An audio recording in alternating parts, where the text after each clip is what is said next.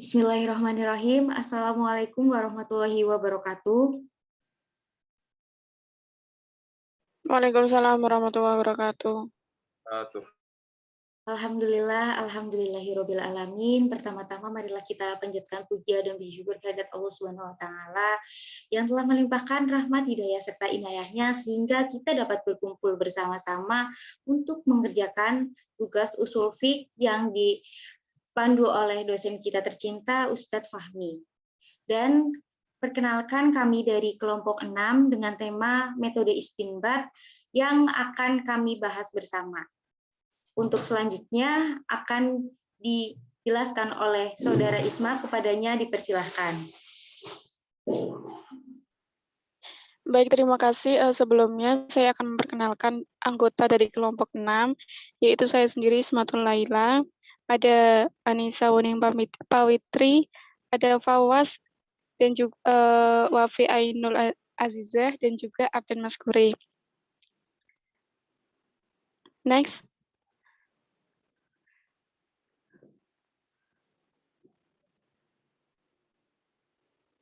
Yang pertama ada amar atau perintah.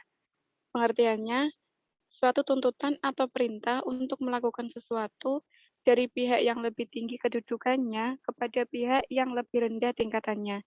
Ada juga yang mengatakan bahwa amar adalah perintah atau tuntutan perbuatan dari orang yang lebih tinggi tingkatannya kepada orang yang lebih rendah tingkatannya, seperti dari atasan kepada bawahan.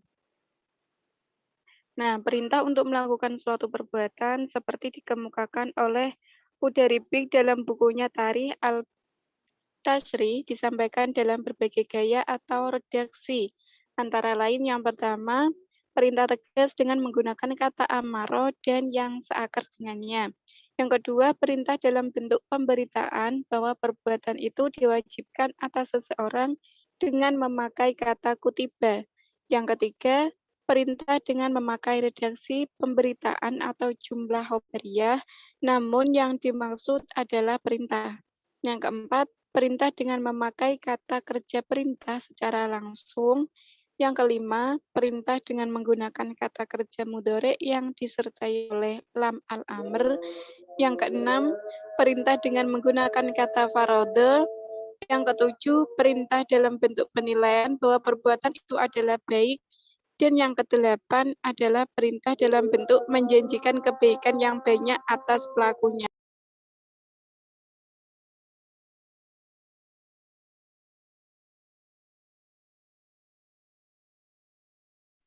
Baik, selanjutnya saya akan melanjutkan penjelasan dari Pak Isma.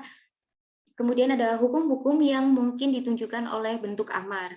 Suatu bentuk perintah seperti dikemukakan oleh Muhammad Adib Saleh, guru besar usul fiqh Universitas Damaskus, bisa digunakan untuk berbagai pengertian, yaitu 1. Menunjukkan hukum wajib seperti perintah untuk sholat, 2. Untuk menjelaskan bahwa sesuatu itu boleh dilakukan, 3. Sebagai anjuran, 4. Sebagai anjuran, 5. Sebagai ejekan dan penghinaan. Kemudian ada juga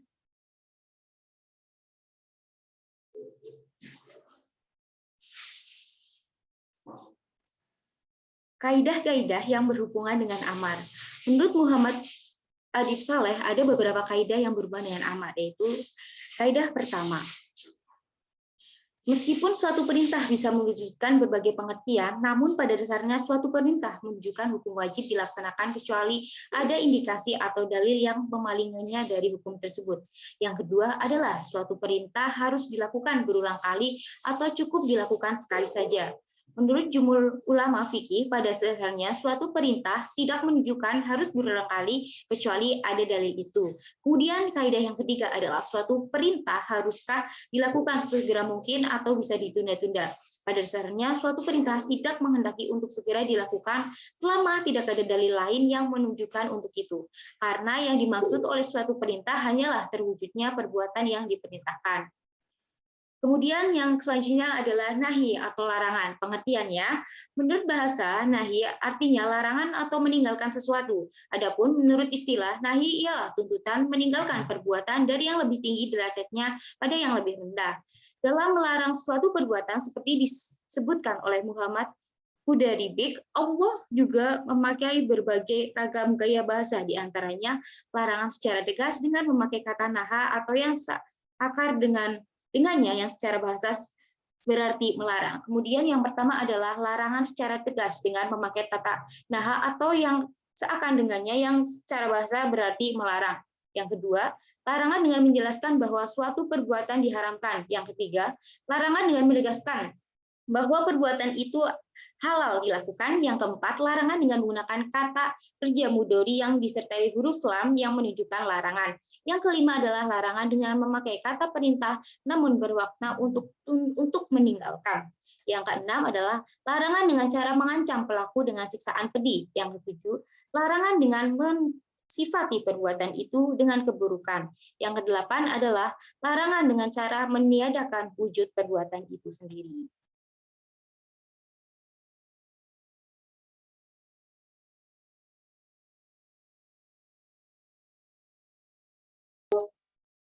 Bisa di next. Nah, kan ada beberapa bentuk nahi, yaitu yang pertama adalah menunjukkan hukum haram. Lalu yang kedua sebagai anjuran untuk meninggalkan. 3, penghinaan, dan 4, untuk menyatakan permohonan. Kaidah-kaidah yang berhubungan dengan nahi. Muhammad Adib Salih mengumumkan kaidah-kaidah yang berhubungan dengan nahi, yaitu kaidah pertama, pada dasarnya suatu larangan menunjukkan hukum haram melakukan perbuatan yang dilarang itu kecuali ada indikasi yang menunjukkan hukum lain. Kaidah kedua, suatu larangan menunjukkan fasad atau rusak perbuatan yang dilarang. Ketiga, suatu larangan terhadap suatu perbuatan berarti perintah terhadap kebalikan. 9. Pengertian istinbat.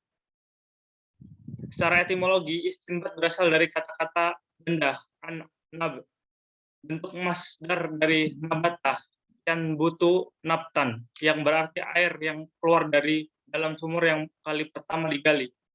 Lalu pengertian istinbat secara terminologis. Istinbat berarti upaya mengeluarkan makna dari nas Al-Quran dan As-Sunnah yang berkaitan dengan hal-hal yang sulit dan penting dengan mencurahkan kekuatan nalar dan kemampuan yang optimal.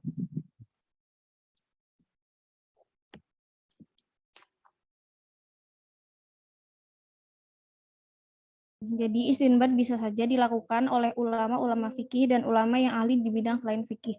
Oleh karena itu, pengertian istinbat secara terminologis harus dibatasi pada wilayah fikih atau hukum Islam. Dengan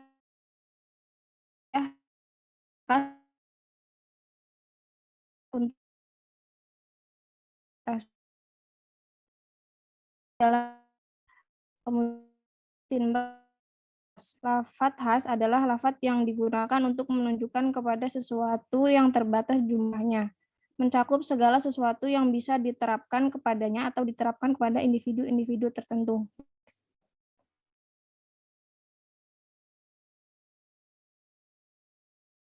Sesuai dengan pengertian lafadz khas sebagai lafadz yang menunjukkan makna yang khusus, maka lafadz khas mempunyai 4 bentuk, yaitu amar, nahi, mutlak, dan muqayyad.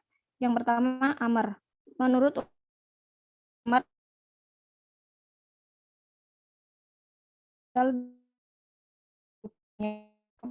pihak yang rendah kedudukannya. Yang kedua, nahi. Yang untuk meninggalkan suatu perbuatan dari yang lebih tinggi derajatnya kepada yang lebih rendah. Pada dasarnya antara nahi yaitu larangan dan amar yaitu perintah adalah sama perintah. Amar adalah perintah untuk perbuatan, sedangkan nahi adalah perintah untuk tidak melakukan perbuatan. Para ulama usuliyun merumuskan beberapa kaidah yang berkenaan dengan nahi. Al-aslu fi an-nahi at-tahrim. Arti kaidah tersebut adalah bahwa pada prinsipnya suatu larangan menunjukkan hukum haram. Seperti firman Allah Subhanahu wa taala, dan janganlah kamu membunuh jiwa yang diharamkan Allah, melainkan dengan suatu alasan yang benar. Quran surat Al-Isra ayat 33. Yang kedua, al-aslu fi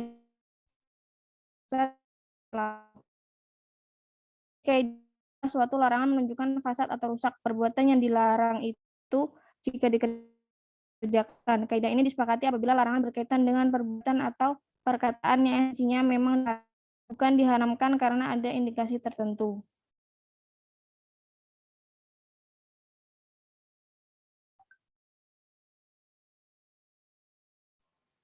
Selanjutnya mengenai metode istinbat secara umum. Istinbat merupakan usaha untuk mengeluarkan hukum dari Al-Quran dan As-Sunnah.